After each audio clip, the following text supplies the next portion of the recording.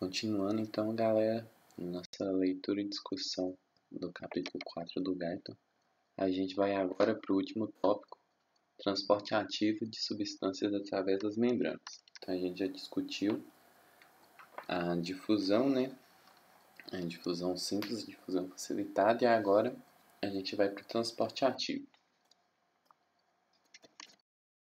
Às vezes é necessária grande concentração de uma substância do intracelular, embora o líquido extracelular só a contenha em baixa concentração. Isso é válido, por exemplo, para os íons potássio. De modo contrário, é importante manter baixas concentrações de outros íons dentro das células, mesmo que sua concentração no líquido extracelular seja alta. Isso é especialmente válido para os íons sódio. Nenhum desses dois efeitos pode ocorrer por difusão simples, porque a difusão simples, com o passar do tempo, equilibra a concentração nos dois lados da membrana. Assim, alguma fonte de energia deve causar maior deslocamento dos íons potássio para o interior da célula e deslocamento mais intenso dos íons sódio para fora das células.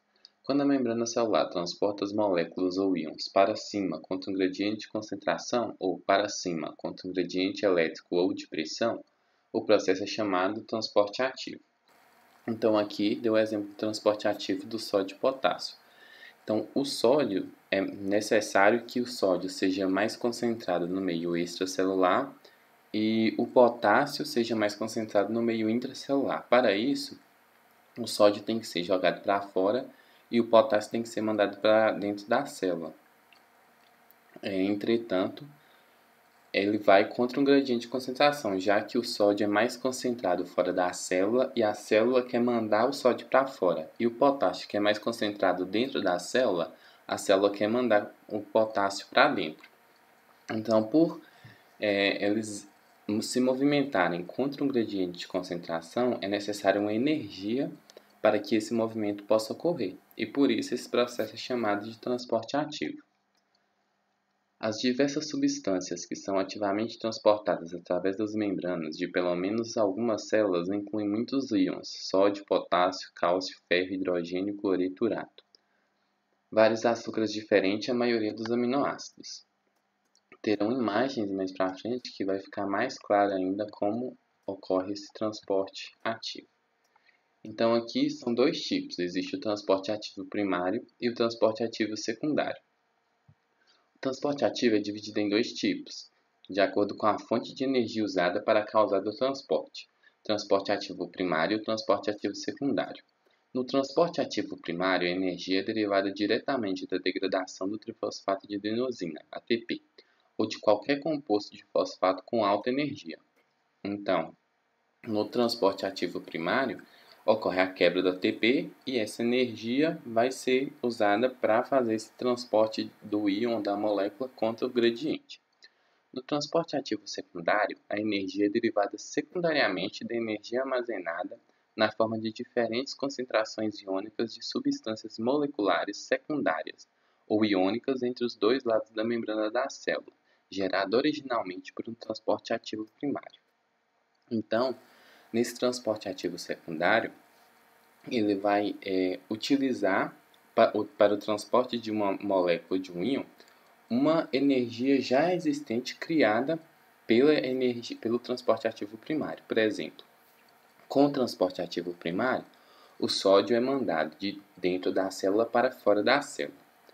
Então, só que para existir outros canais, um canal faz esse transporte. Existem outros canais que vão mandar o sódio de fora da célula para dentro da célula. E com esse transporte de fora para dentro, podem ser que outras moléculas aproveitem esse processo e entrem junto com o sódio. Então, por isso, é um transporte ativo secundário. Ele não vai ter um gasto direto de ATP, mas vai utilizar essa energia gerada por essa diferença de concentração. Mais para frente terão imagens que serão melhor esclarecidas esse transporte, como ocorre direitinho, e vai ficar mais fácil ainda de entender. Nos dois casos, o transporte depende de proteínas transportadoras, que penetram por toda a membrana celular, como ocorre na difusão facilitada. Entretanto, no transporte ativo, as proteínas transportadoras funcionam de modo distinto da difusão facilitada. pois são capazes de transferir energia para a substância transportada para movê-la contra um gradiente eletroquímico. A seguir estão alguns exemplos de transporte ativo primário e transporte ativo secundário com explanações mais detalhadas dos seus princípios de funcionamento.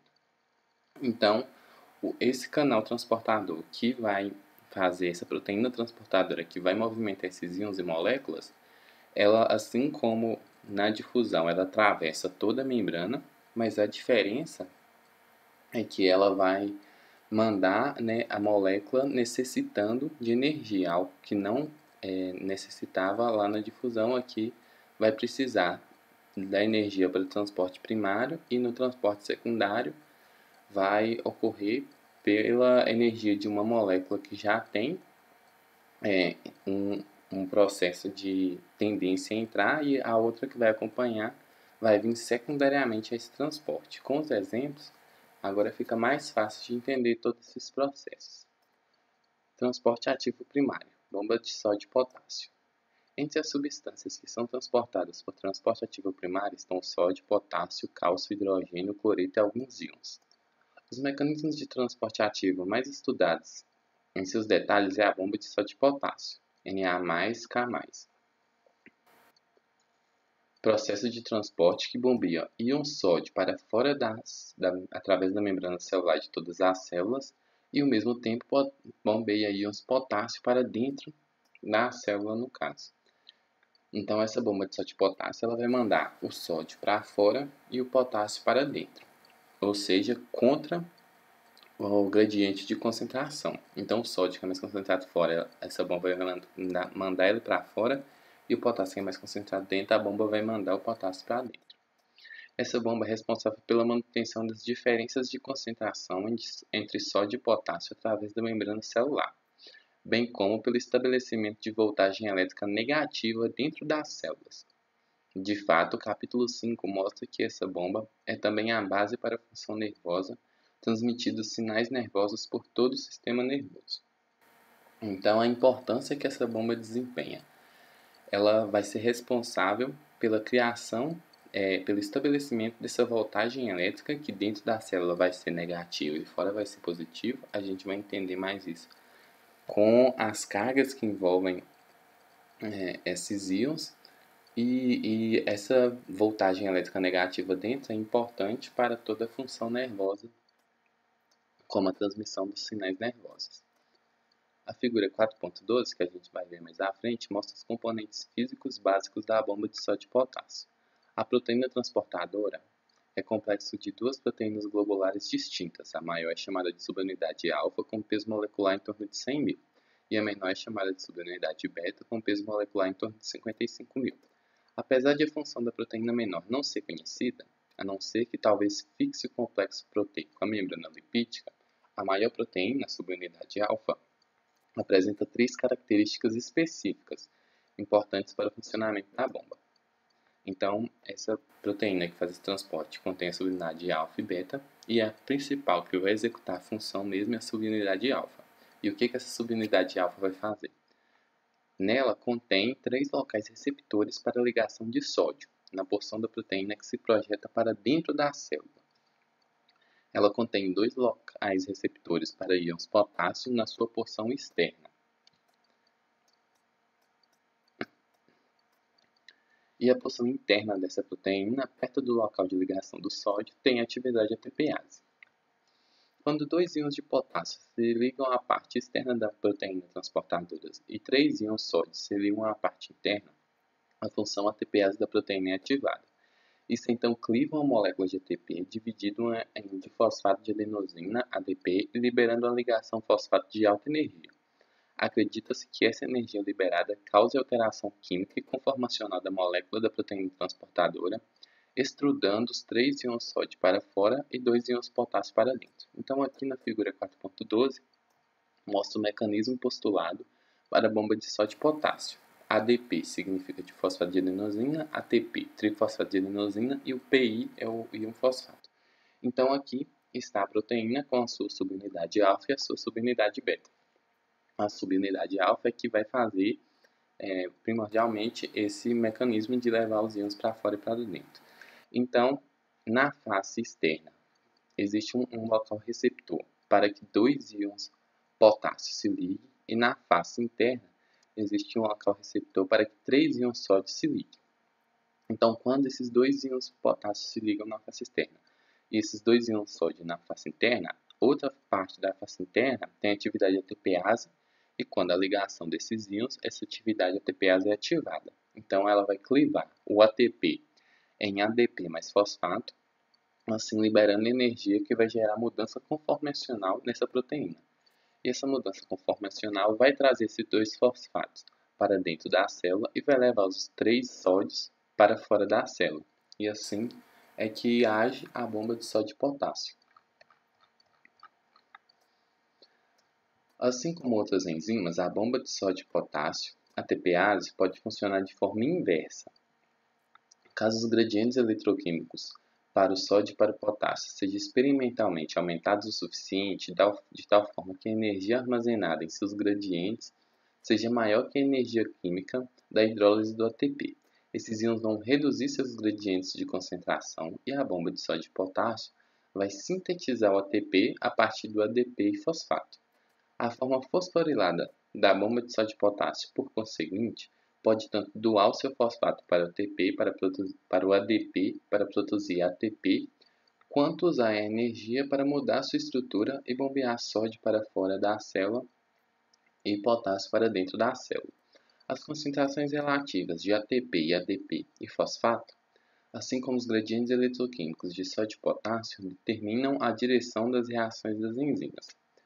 Para algumas células, como as células nervosas eletricamente ativas, 60% a 70% das necessidades de energia das células talvez sejam direcionadas para bombear o sódio para fora e o potássio para dentro. Então aqui só mostrando que experimentalmente, naturalmente essa bomba age mandando 3 sódios para fora, 2 potássios para dentro. Mas em experimentos, se esse canal for colocado em um local apropriado, ele pode agir de modo contrário, porque ele age assim, mandando o sódio para o local mais concentrado e o potássio para o local mais concentrado também. O sódio mais concentrado para fora e o potássio mais concentrado para o lado de dentro, onde ele já é mais concentrado. Então, se inverter essas concentrações, a bomba pode agir de maneira inversa e então mandar o sódio para dentro e o potássio para fora, e em vez de clivar o ATP, ele vai produzir ATP juntando o ADP mais o fosfato. Mas aqui é só em experimentos. Funcionalmente no corpo, ela age com a função de mandar o sódio para fora e o potássio para dentro. E aqui falando que em algumas células isso é tão importante que cerca de 60 a 70% de toda a energia que a célula produz pode ser gasta apenas nesse canal de sódio e potássio, de tão importante que ele é. A bomba de sódio e potássio é importante para o controle do volume celular. Uma das mais importantes funções da bomba de sódio e potássio é o controle do volume de cada célula. Sem a função dessa bomba, a maioria das células do corpo incharia até estourar. O mecanismo para controlar o volume celular é o seguinte: dentro da célula, existe grande número de proteínas e de outras moléculas orgânicas que não podem sair da célula. Em sua maioria, tem carga negativa, atraindo grande número de potássio, sódio e outros íons positivos. Todas essas moléculas e íons vão provocar a osmose da água para o interior da célula. Então aqui mostrando que dentro da célula existem proteínas e algumas moléculas que têm cargas negativas. Essas cargas negativas, para obedecer àquele gradiente eletroquímico que a gente já viu nos vídeos passados, vão tentar atrair íons positivos. Esses íons positivos muitas vezes são osmoticamente ativos e por osmose, como essas cargas negativas estão atraindo íons positivos e íons positivos estão entrando dentro da célula, por osmose a água também vai entrar dentro da célula. Quando a água entra dentro da célula por osmose, a célula incharia até estourar. E a bomba de sódio e potássio é que impede isso. Agora a gente vai entender por quê. A menos que essa osmose seja interrompida, a célula irá inchar até estourar, por obedecer esse gradiente dos elementos osmoticamente ativos que estariam entrando. O mecanismo normal para impedir que isso ocorra é a bomba de sódio e potássio. Note de novo que esse mecanismo bombeia 3 íons de sódio para fora da célula e 2 íons de potássio que são bombeados para o interior da célula. Então, se a gente for olhar apenas as cargas, são 3 cargas positivas, que são as cargas do sódio que estão sendo mandadas para fora, e 3 cargas positivas do potássio que estão sendo mandadas para dentro. Então, isso são 3 mandadas para fora, 2 positivas mandadas para dentro, resulta em uma carga positiva sendo mandada para fora. Então, mesmo que as proteínas e as moléculas negativas estejam atraindo cargas positivas, essa carga positiva vai equilibrar, porque essa bomba de sódio e potássio está sempre agindo, mandando uma carga positiva para fora. E com isso, ela está mandando um íon osmoticamente ativo para fora, e quando ela manda esse íon osmoticamente ativo para fora, a osmose ocorre em menor quantidade, assim impede que a célula estoure, inche, né, até estourar. A membrana também é bem menos permeável aos íons e sódio do que aos íons potássio. Desse modo, uma vez que os íons sódio estão do lado de fora, eles apresentam forte tendência de permanecerem ali. Portanto, isso representa a perda real de íons para fora da célula, o que inicia a osmose da água para fora da célula. Então, se não existisse essa bomba, as proteínas e moléculas negativas atrairiam esses íons positivos e a água atrairia também, a célula incharia e estouraria.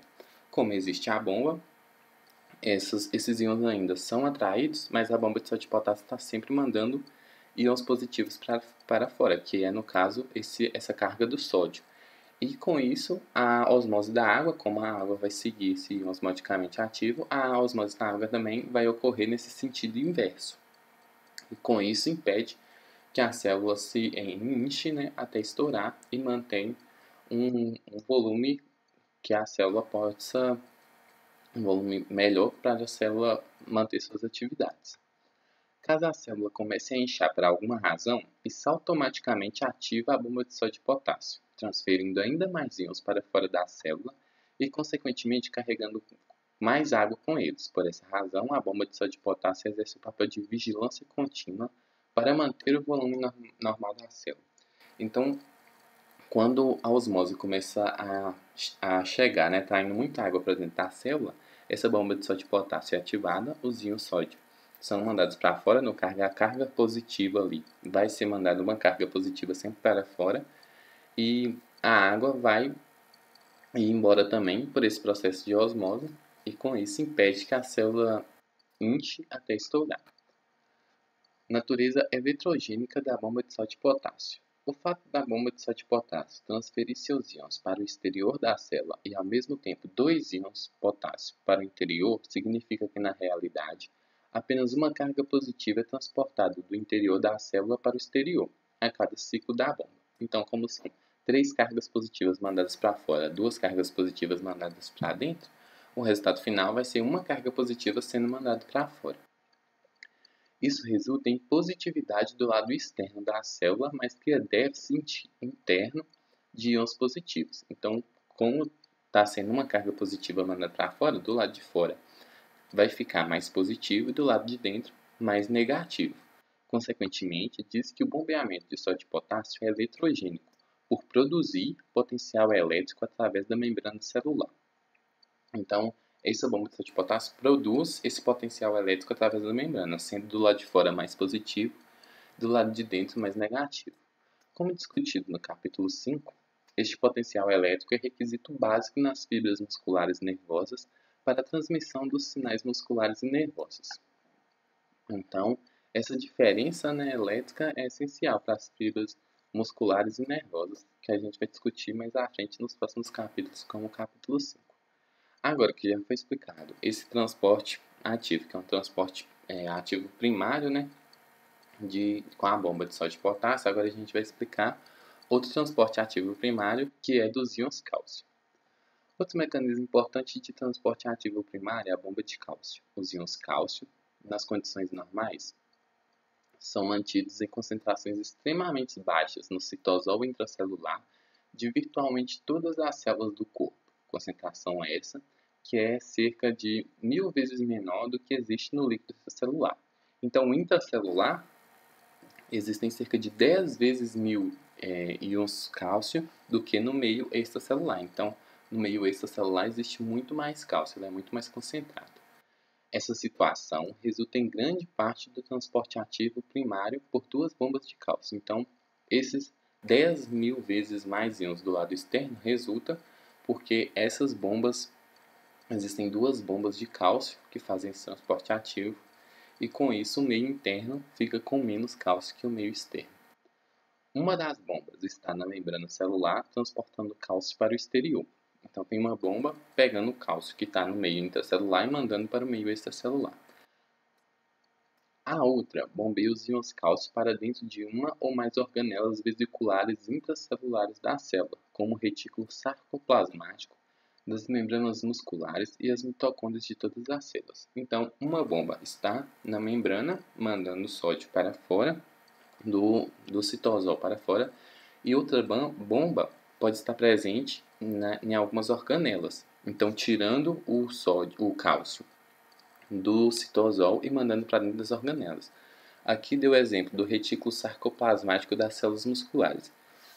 Esse retículo sarcoplasmático é o retículo endoplasmático, o nome que o retículo endoplasmático ganha nas células musculares. Então, nas células musculares existe uma bomba no retículo endoplasmático que pega o cálcio que está no citosol e manda para dentro do retículo endoplasmático. Em algumas células também existem bombas. Em todas as células, na verdade, existem bombas nas mitocôndrias que vão pegar esse cálcio que está no citosol e mandar para dentro das mitocôndrias. Em cada um desses casos, a proteína transportadora atravessa a membrana e atua como enzima ATPase, tendo a mesma capacidade de clivar o ATP como a ATPase da proteína transportadora de sódio. A diferença é que a proteína contém local de ativação extremamente específico para o cálcio, em vez de para o sódio. Então aqui ocorre essa utilização do ATP e com isso essa clivagem do ATP que permite que o cálcio seja tirado do citosol e mandado ou para o meio extracelular ou para dentro de organelas, através da energia derivada da clivagem do ATP por essa parte ATPase da proteína. Transporte ativo primário dos íons hidrogênios.